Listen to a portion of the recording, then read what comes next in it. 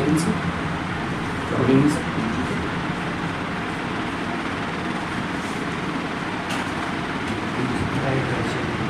Sir मैं हजारीबाग का रहने वाला हूँ। मैंने अपना स्कूलिंग सरस्वती शिशु विद्या मंदिर से की और मैंने अपना ग्रेजुएशन इकोनॉमिक्स ऑनर्स में यूनिवर्सिटी ऑफ यूनिवर्सिटी से किया और ये मेरे UPSC में सेकंड अटेम्प्ट है सर। इससे पहले और यस सर, मैंने CHSL के थ्रू NDC के पद पर अभी कार्यरत हूँ।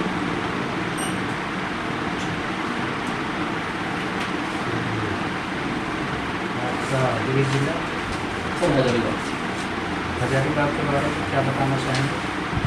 सर हजारीबाग जो झारखंड का एक बहुत ही समृद्धशाली तथा सुंदर जिला है। अगर इसे राजनीतिक दृष्टिकोण से देखें तो इसमें 16 प्रखंड है, जिसे 2 अनुमंडल में बांटा गया है और इसमें 4 विधानसभा क्षेत्र आते हैं: बड़का गांव, हजारीबाग, बड़गट्ठा और बरनी। माफ़ करिएगा, बड़का गांव।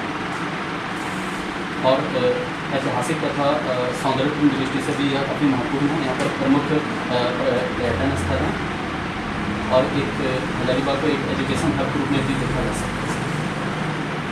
पर्यटन के कौन कौन से स्थल हैं?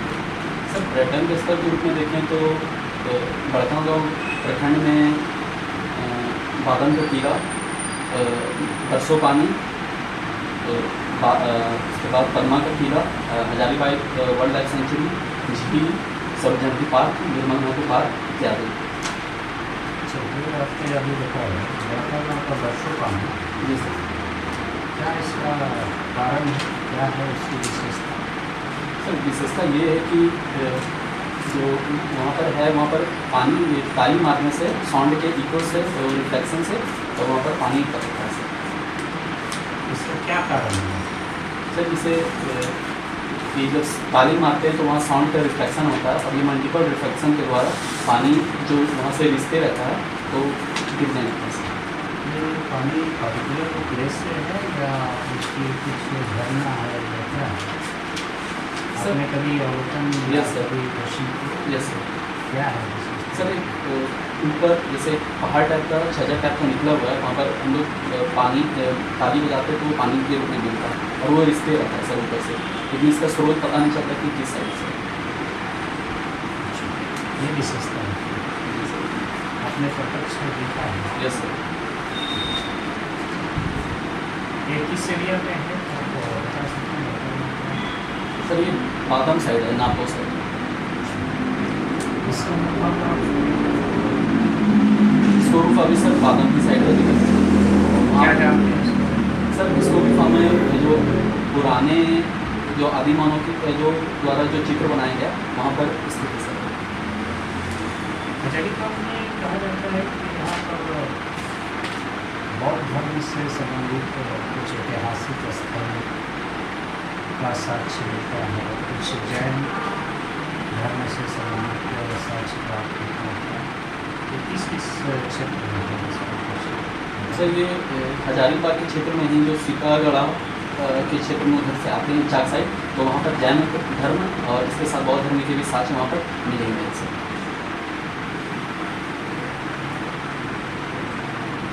एक जैन धर्म का जो है चपाट के क्षेत्र में कहाँ पर है, कौन सा मंदिर है? सर ये भोगदी में है, खोड़ी में माँ भद्रकाली का मंदिर है। वहाँ मंदिर के साथ साथ भी जैन और बौद्ध के भी बहुत सारे प्रतिमाएँ वहाँ पर मिलाए खाना है। वहाँ पर अभी ये प्रयास किया जा रहा है कि बौद्ध धर्म से संबंधित वहाँ कुछ डेवलप किया जा रहा है, इसके बारे में क्या है? ये सर उसे जो टूरिज्म के क्षेत्र को बढ़ावा देते हुए वहाँ पर बौद्ध सर्किट, जहाँ बौद्ध भगवान से जहाँ संबंधित है उसका एक सर्किट बनाकर बौद्ध पर्यटन स्थल के रूप में इसे चिन्हित किया गया है। हजारीबाग का जो कन्हई का जो पहाड़ है वो किसकी देन है, कौन बनाया है? माफ करेंगे सर, इसके बारे में मुझे जानकारी नहीं। हजारीबाग का पुलिस ट्रेनिंग के लिए लाना जाता है, क्या है इतिहास इसका? सर पुलिस ट्रेनिंग के रूप में यहाँ पर PTC है, जहाँ पर ट्रेनिंग वगैरह किया जाता है। इसके साथ ही यहाँ पर डिस्ट्रिक्ट मोड़ के आगे झारखंड पुलिस अकेडमी है, जहाँ DYSP और जो पुलिस आगे का प्रशिक्षण किया जाता है। और इसके साथ ही पदमा में जो कांस्टेबल लेवल के जो ट्रेनिंग सेंटर है वो पदमा में स्थित है। सर ये PTC की स्थापना कब हुई थी? माफ़ करेंगे सर, इसके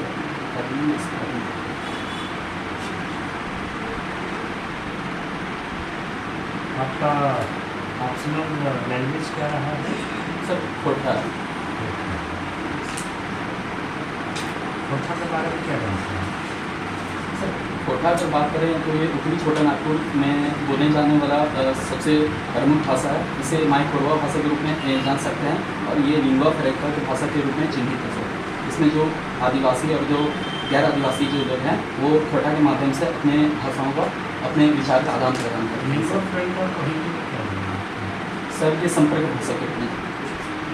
आपने बताया कि ये उत्तरी छोटा नागपुर का है, और उत्तरी छोटा नागपुर के कितने जिले हैं? सर इसमें 7 जिले आते हैं। सर तो खोटा 7 जिलों का क्षेत्रीय भाषा है।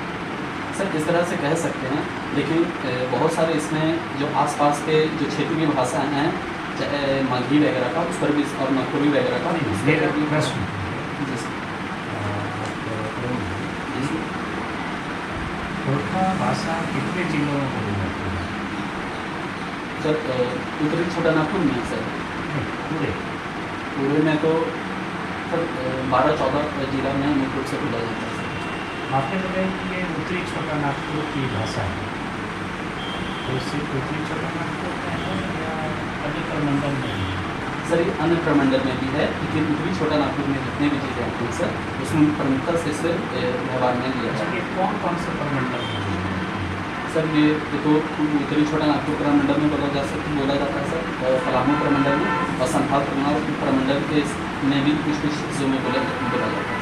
3 प्रमंडल मुख्य रूप से सर बोल सकते हैं। खोटा का कोई एक ऐसा साहित्यकार का नाम बताइए जो कवि भी हो, गीतकार भी हो, नाटककार भी हो। सर मैं इसमें अनुमान लगाना चाहूँगा सर, आपके अनुमति से। सर मुझे लगता है कि इसमें श्रीनिवास पांडुरंग होना चाहिए सर। सुकुमार जी का नाम सुना है? सुकुमार सेन जी सर। उनका पूरा नाम? सुरेंद्र कुमार विश्वकर्मा सर। सुरेश कुमार सुरेश कुमार विश्वकर्मा। सुरेश कुमार विश्वकर्मा। आज दिन तो कई हमारे बात माने होती बड़े खाता है, बड़े खाने हैं, क्योंकि कभी की कौन सी माफ करें सर।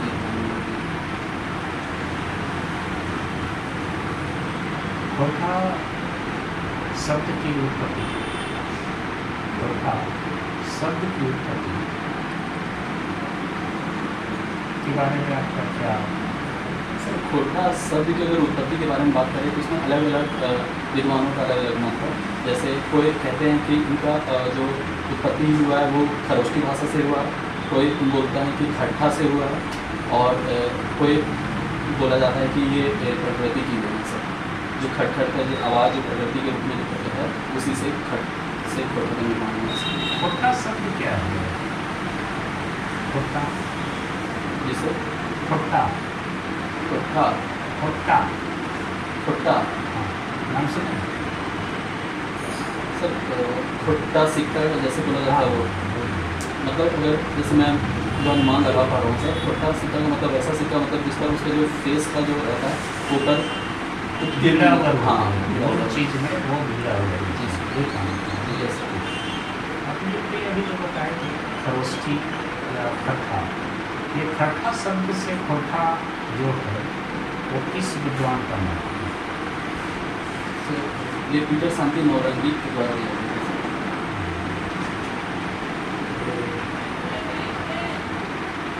शदान किनको कहा जाता है?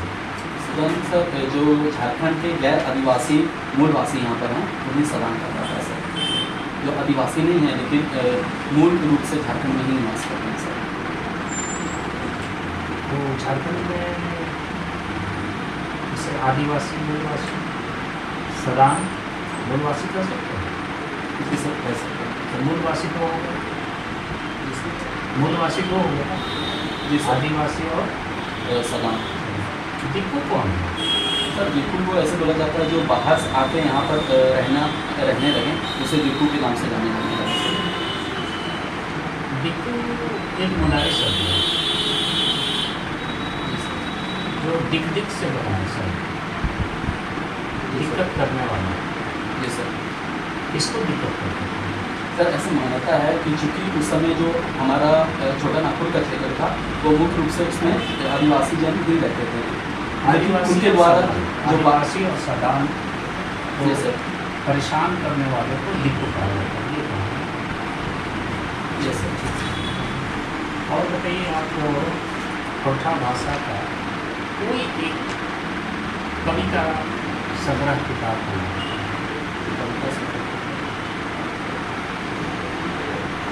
चलिए कोई बात नहीं। आपकी हॉबी क्या रहेगी? सर डायरी रखी।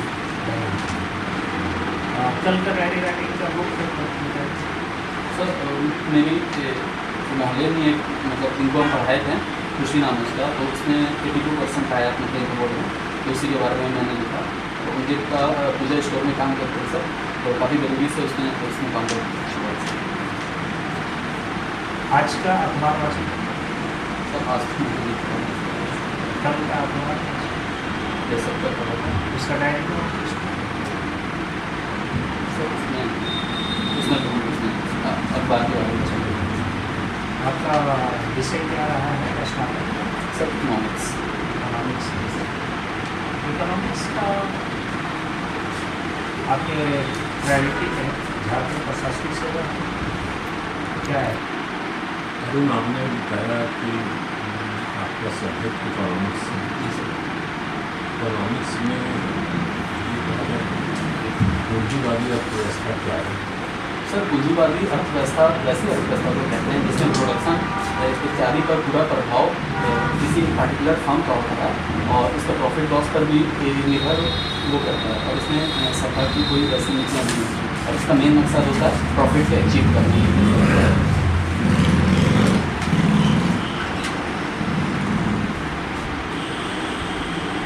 भारतीय अर्थव्यवस्था की कुछ विशेषताओं की चर्चा करिए।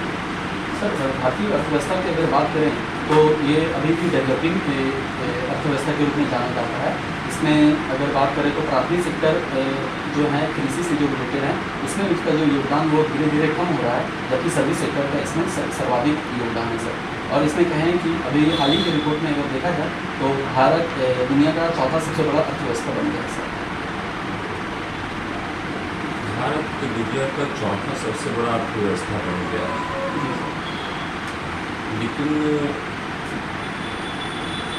पर कैपिटा इनकम में अभी भी ये करीब 146 से 48% से पीछे है। ये सर मैं आपसे सहमत हूँ, क्योंकि सर जो भारत में डेवलपमेंट हो रहा है वो इसमें रीजनल इनइक्वलिटी देखा जा रहा है सर। देखा जा रहा है कि पश्चिमी अगर चेन्नई या फिर तमिलनाडु की बात करें या फिर गुजरात महाराष्ट्र इत्यादि जो राज्य हैं वो उनके द्वारा तो पूरा योगदान दिया जा रहा है सर, लेकिन जो उत्तर भारत के प्रमुख क्षेत्र हैं जैसे उत्तर प्रदेश, बिहार, झारखंड, उड़ीसा, छत्तीसगढ़ इत्यादि के द्वारा उत्पादन या उसमें अर्थव्यवस्था में ज़्यादा योगदान नहीं दिया जा रहा है, इसीलिए पूरा मिलाकर इसका जो पर कैपिटा इनकम है सर वो थोड़ा कम है सर। तो हम लोग कैसे माने कि इकोनॉमी यदि ग्रोथ कर रही है और अर्थव्यवस्था बढ़ चौथे पैदान को आ रही है, तो वास्तविक रूप से जिस क्षेत्र का विकास होना चाहिए, इन लोगों का विकास होना चाहिए, गरीबी कम होनी चाहिए, संरचनात्मक डेवलपमेंट होना चाहिए, ये तो नहीं हो पा रहा है सर। ये मैं मान रहा हूँ, लेकिन सरकार अपने इस कार्य में प्रयासरत है सर।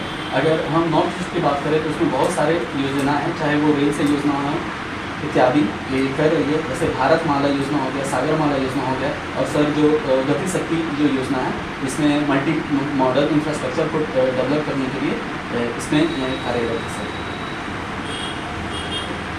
अभी भी ये मान करके आप चलिए कि देश की एक बड़ी आबादी जिसमें लगी हुई है, उस वो बड़ी आबादी लगी हुई है और उसका सकल घरेलू उत्पाद में जो है भागीदारी बहुत कम है। तो हम कैसे भारतीय अर्थव्यवस्था को मानवीय चौथे पर प्रदान करना चाहिए? सर बड़ी आबादी से मैं इसमें समझना चाहूँगा सिर्फ यहाँ पॉपुलेशन बहुत ज़्यादा है, और उसमें अधिकतर ये देखा जा रहा है कि जो उसमें स्किल और जो डेवलपमेंट की बात होती है उसमें कम है। लेकिन इसमें ये भी मैं कह सकता हूँ सर, क्योंकि जो हम लोग का फेज़ है ये डेमोग्राफिक डिविडेंड ट्रांजिशन का फेज़ है। इसमें जो अधिकतर जो वर्किंग एज पॉपुलेशन है वो ज़्यादा है, और सरकार इस को लेके हुए चिंतित है, और स्किल इंडिया, स्टार्टअप इंडिया और मेक इन इंडिया को लेते हुए इसे आगे बढ़ रही है, ताकि पूरा पॉपुलेशन का इसमें कंट्रीब्यूशन हो सके अर्थव्यवस्था में सर। क्या वो प्राइमरी सेक्टर का जितना विकास होना चाहिए भारत में हुआ है? सर प्राइमरी सेक्टर का अगर हम तुलनात्मक रूप से अध्ययन करें तो सर तो पहले से काफ़ी इसमें अच्छा है सर। इसमें धीरे धीरे प्रोग्रेस कर रहा है। पहले जो प्राइमरी इक्विपमेंट के द्वारा खेती किया जाता था, लेकिन धीरे धीरे इसमें जो एडवांस टेक्नोलॉजी के द्वारा किया जा रहा है, जैसे ग्रीन रेवोल्यूशन वगैरह, इसका महत्वपूर्ण निर्धारण है सर, जिसकी सहायता से हम खाद्यान्न के दृष्टि से आत्मनिर्भर बन सकते हैं सर। अभी आपने 2-3 योजना सरकार की चर्चा की, उसमें कौन सी एक ऐसी योजना है जिसका 10 वर्ष पूरा हो गया?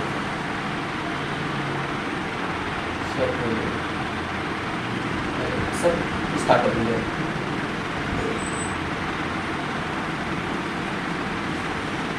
हाल ही में ये जो टैरिफ वार जो विश्व में चल रहा है, जैसे इस टैरिफ वार का प्रभाव भारत पर क्या पड़ा है?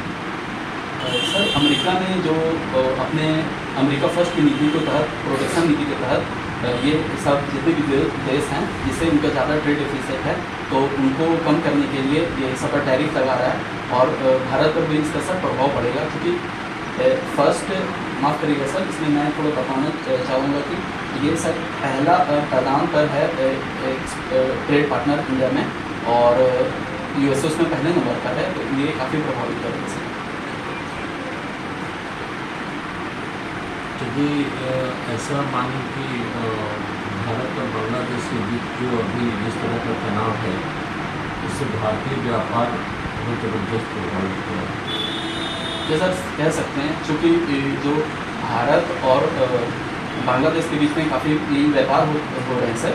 जैसे मैं बताना चाहूँगा, जैसे पटसन उद्योग, जूट इंडस्ट्री, टेक्सटाइल इंडस्ट्री जो यहाँ से वहाँ से रेडीमेड सामान आ रहे हैं, तो आपसी मतभेद के कारण ये काफ़ी प्रभावित हो रहे हैं। और दूसरा, इंडिया ने इस पर ये प्रतिबंध लगाया है कि जो पहले एक्सपोर्ट बांग्लादेश की तरफ से तो रोडवेज से होता था, अब वो भाया जो माम करिएगा जो बंदरगाह है वहाँ से होगा सर। तो ये काफ़ी प्रभावित करेगा, क्योंकि जो उसका जो प्रोडक्शन कॉस्ट है टोटल और जो ट्रांसपोर्टेशन का कॉस्ट है वो मिलाकर बांग्लादेश की जो सामान है उसका कीमत को बढ़ा देगा, और वो कंपटीशन उतना पहले की तरह इंडियन मार्केट में उतना नहीं दे पाएगा सर।